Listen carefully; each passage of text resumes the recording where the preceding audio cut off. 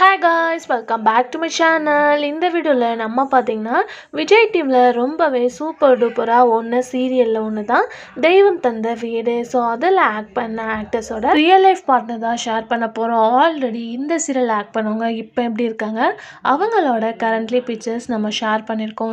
So நீங்கள் visit பண்ணணும்னு நினச்சிங்கன்னா மறக்காமல் நம்மளோட டன் விஸ் நோ பிளேலிஸ்ட்டை செக் பண்ணி பாருங்கள். உங்களோட ஃபேவரட் எல்லா சீரியலுமே நம்ம ஷேர் பண்ணியிருக்கோம்.